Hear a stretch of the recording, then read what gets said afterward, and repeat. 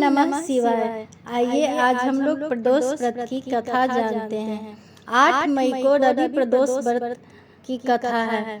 इस साल 8 जून 2025 के दिन रविवार को ज्येष्ठ माह के रवि प्रदोष का व्रत रखा जाएगा।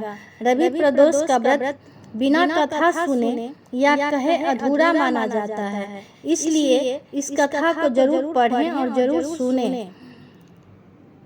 8 मई को ज्येष्ठ माह का दूसरा प्रदोष व्रत रखा जाएगा। रवि प्रदोष के दिन व्रत रखा गया हो या न रखा हो, इस दिन रवि प्रदोष व्रत की कथा का पाठ करना अति पुण्यदायक माना जाता है। रविवार के दिन शाम के समय शिव पूजा का शुभ मुहूर्त रहेगा।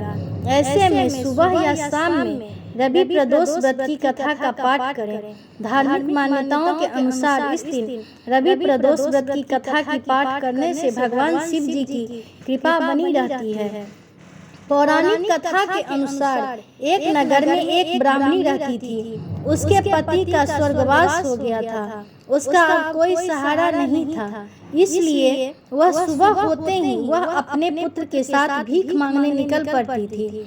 वह खुद का और अपने पुत्र का पेट पालती थी। एक दिन ब्राह्मणी घर लौट रही थी तो उसे एक लड़का घायल अवस्था में कराहता हुआ मिला। ब्राह्मणी दयावश उसे अपने घर ले आई। वह लड़का विदर्भ का राजकुमार था। शत्रु सैनिकों ने उसके राज्य पर आक्रमण कर उसके पिता को बंदी बना लिया था और राज्य पर नियंत्रण कर लिया था, इसलिए वह मारा फिर रहा था। राजकुमार ब्राह्मण पुत्र के साथ ब्राह्मणी के घर रहने लगा। एक दिन अंशुमती नामक एक गंधर्व कन्या ने राजकुमार को देखा तो वह उस पर मोहित हो गई। अगले दिन अंशुमती अपने माता पिता को राजकुमार से मिलाने लाई। उन्हें भी राजकुमार पसंद आ गया। कुछ दिनों बाद अंशुमती के माता पिता को शंकर भगवान ने स्वप्न में आदेश दिया कि राजकुमार और अंशुमती का विवाह कर दिया जाए। वैसा ही किया गया। ब्राह्मणी प्रदोष व्रत करने के साथ ही भगवान शंकर की पूजा पाठ किया करती थी।